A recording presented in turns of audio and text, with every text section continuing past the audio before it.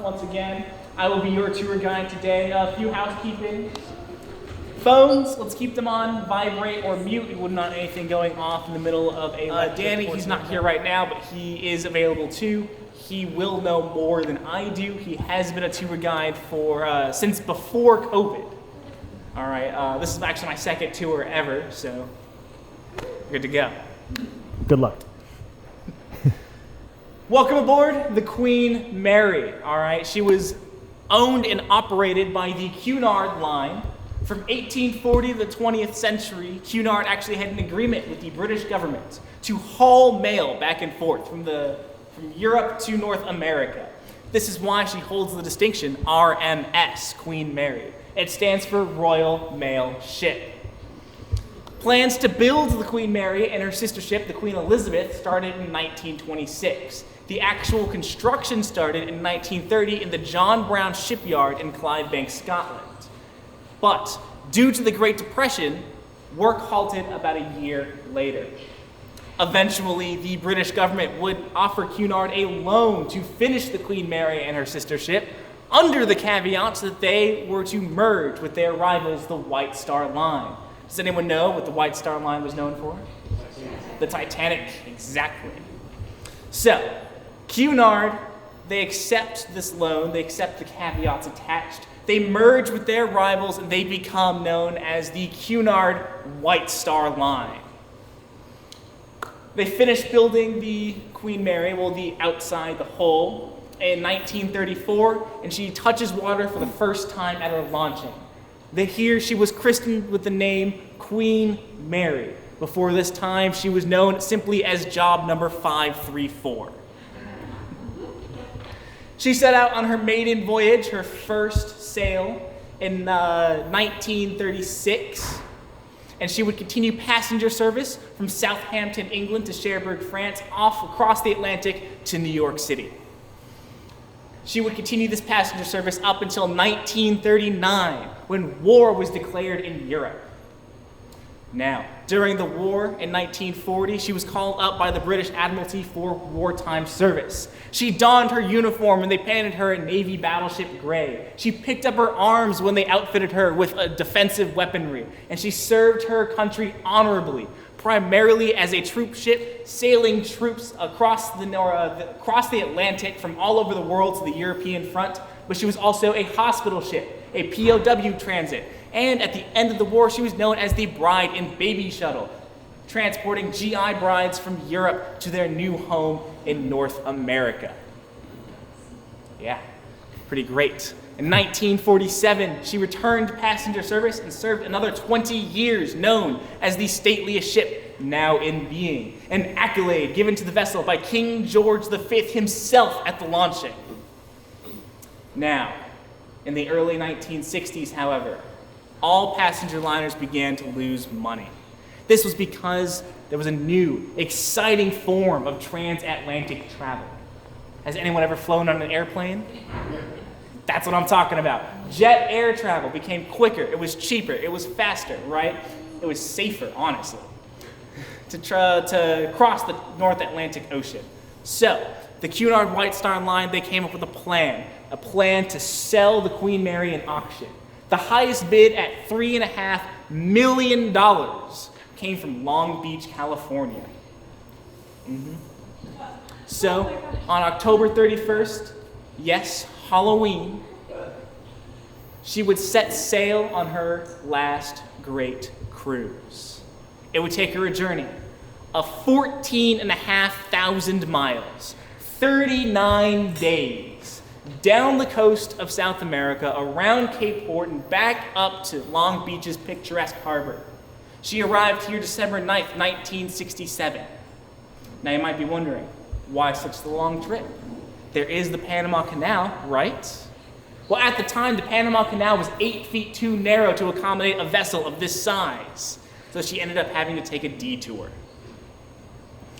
In 1968, Long Beach began to transform their newest luxury liner into a floating hotel, tourist attraction, and popular venue space.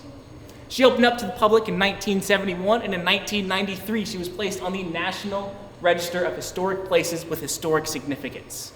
This year, we celebrate her 56th anniversary in Southern California. Right, she has now been a longer part of Long Beach history than she has sailing at sea. All right, before I move on to talk about the room, do I have any questions? All right, we're good. We are currently, go for it.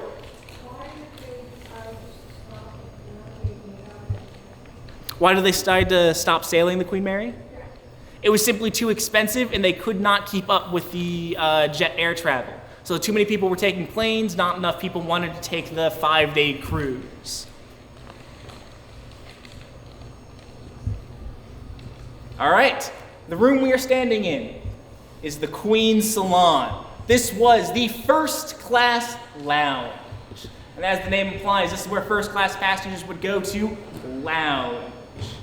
All right, you would sit here, you would listen to some recording music, you would socialize. Sometimes in the late afternoons, they would actually have live music play on the stage right here. A small orchestra would play. The theme of music is actually carried throughout the artwork in this room, exemplified in the bronze reliefs above the stage and above the 4 doorways you see here. Here are actually transcendently that are made by Maurice Anders. Here we'll also see the theme of music in the glass etchings next to the mirror here. Behind me, we have the second largest artwork aboard the Queen Mary. This is Unicorns in Battle by Alfred J. Oakley and Gilbert Bayes. This is a gesso work. Gesso is when they take a large, sturdy hardwood base, they carve it out and they cover it in this thing called gesso, which is a mixture of plaster of Paris and glue. They would then gild it with silver or gold leaf. In our case, we have both. You will see 5, I can count, 5 cutouts here on the work. This is done intentionally. Behind there was a projection booth. They would project movies onto this stage right here. This would become the first class cinema before the war.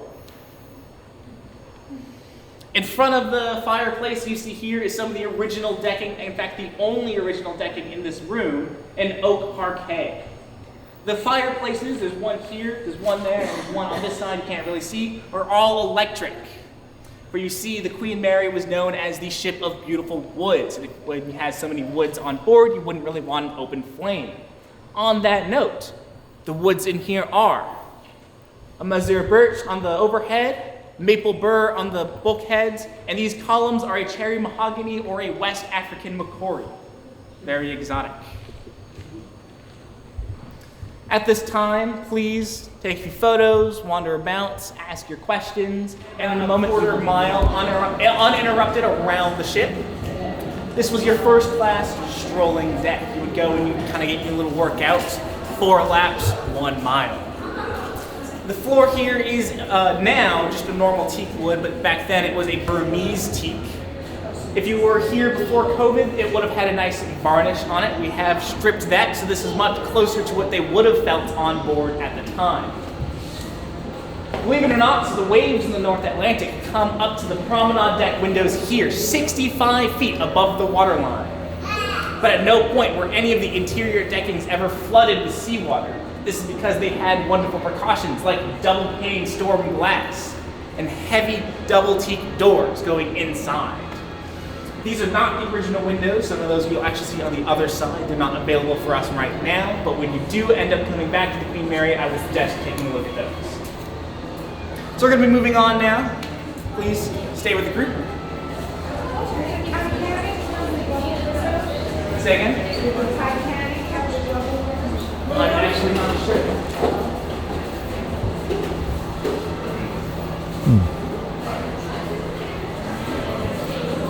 If you happen to be taking the Stephen Steele tour, Tim would know.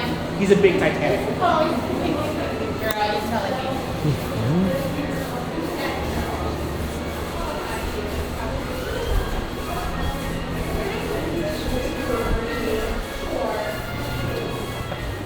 All right here we have the rehearsal or music room, always outfitted with a piano. Though this piano right here is not original to this room. This is original to the veranda grill. This is where you would go if you were a musician or a performer or a politician of sorts and you had something to rehearse, you would simply go in here and do your best. Though this room was not 100% soundproof, it was outfitted with a sound dampening curtain that would go around.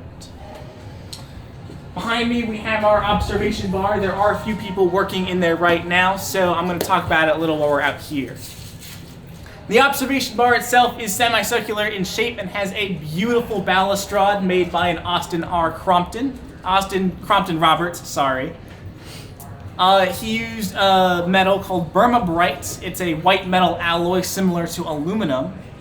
He molded figures and beasts interspersed with beer barrels. The beer barrel theme actually is carried over to the bar itself. From a distance, it kind of looks like the bottom half of a beer barrel. Above the bar, you will see a piece by Alfred R. Thompson. It is entitled Royal Jubilee Week. He made this piece in celebration of King George V's 25th year as king. In fact, King George and Alfred R. Thompson are both in the work.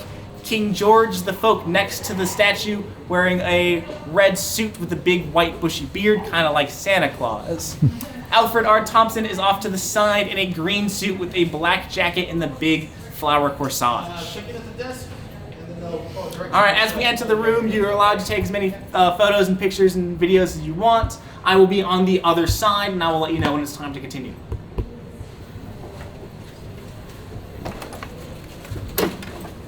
Come on. Ooh, my goodness. There's the barrel. Come on through. There's the And I guess they're all cleared out. There's the beer barrels, yeah. Oh, wow.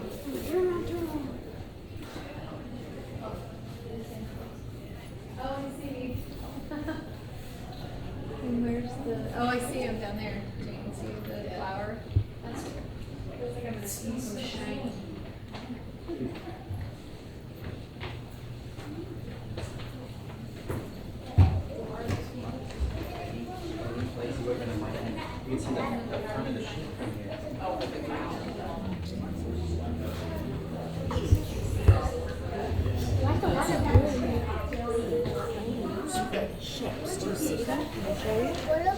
I'll show you. Here, right, 1, 2, 3. I think it might be on your phone. Yeah.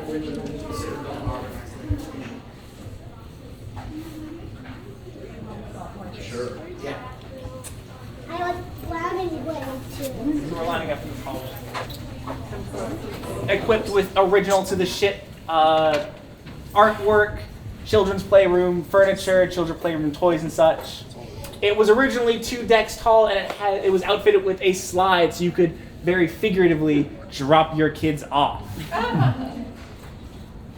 So as we move forward, I will want to point out the rubber cork mixture flooring of the stairs. This was some of the original decking that we have on the Queen Mary. See, when she was sailing, the floors would sometimes get wet and they would want passengers slipping. So this mixture of cork and rubber, common brand names were Ribolium or Corkoid. This would allow you to not slip and slide when it was wet. And it was also pretty easy to clean in case there was some seasickness.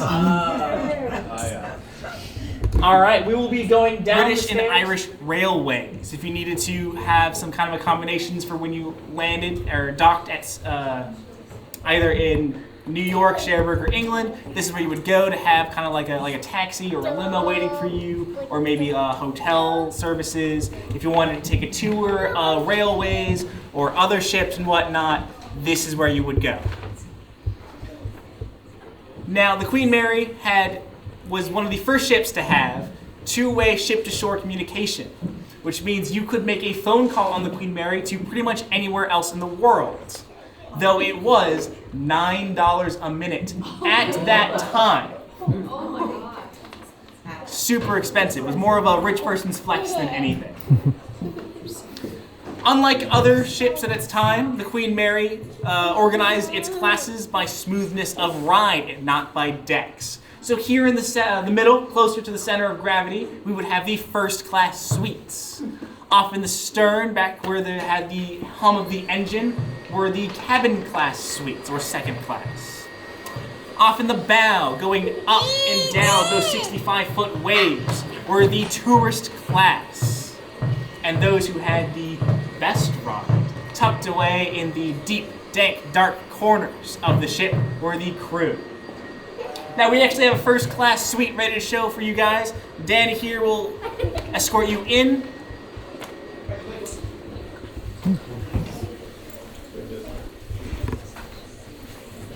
It's right here, M005 is the room we're going to see. There's 2 parts, so make sure you see it all, and then when you're done, just join Joshua back in the lobby area. What is this? Is that your phone? Originally the doctor's office. As far as we are aware, there have been 2 berths on board the Queen Mary. Here would have been pretty much the same as it is today. This is where you would go to check in and check out of your hotel rooms, where you were assigned and such. Where Theodore's treasure is now, that was the Midland Bank. You could get some banking done while you were out at sea. This piano, though original to the ship, was not original to this location. And we do believe that the Russian himself has played this piano. The 50th anniversary of the ship was at one of those. It was a military escort she had, and she was doing And then there's one of the original ghosts and legends too. When that was up. Oh, that's a good accoutrement. So if anyone does want to see, this is one of our longest continuous hallways. You'll be able to see the shape of the floor. It bends kind of like this. This is called shear to deck. She was built like this so that she could flex for those 65-foot waves. Along the hallways, you'll find these white railings. It's made of maple vegetation.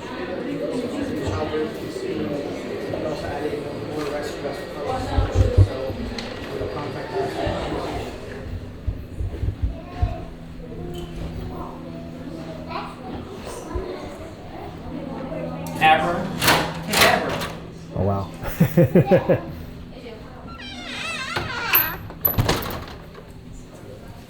All right, when you make your way in, please congregate in the middle of the room.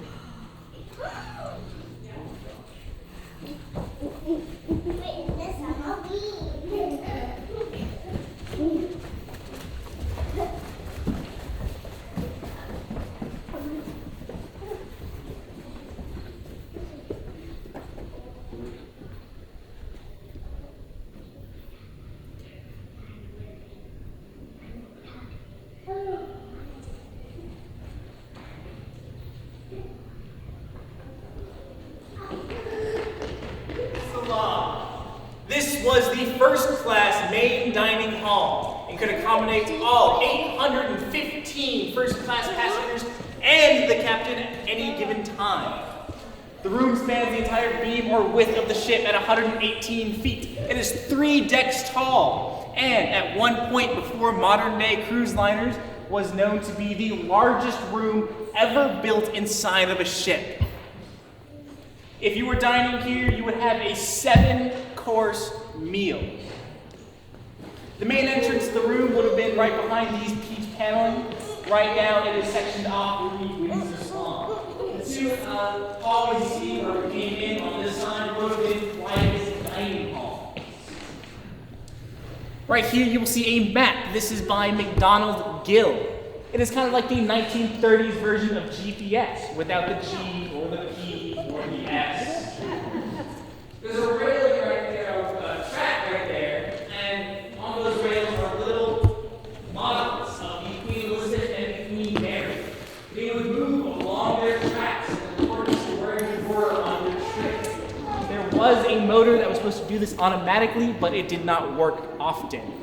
So someone in the wee hours of the morning would take a ladder, climb it up, and manually move the crystal ships.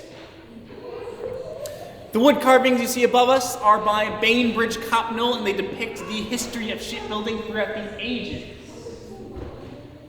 The 2 pans you see on our port starboard side are Birds of the Old World and Birds of the New by A. Duncan Parks. Behind me is the largest artwork aboard the Queen Mary. Made by Philip Cotter, he dubbed it Merry England.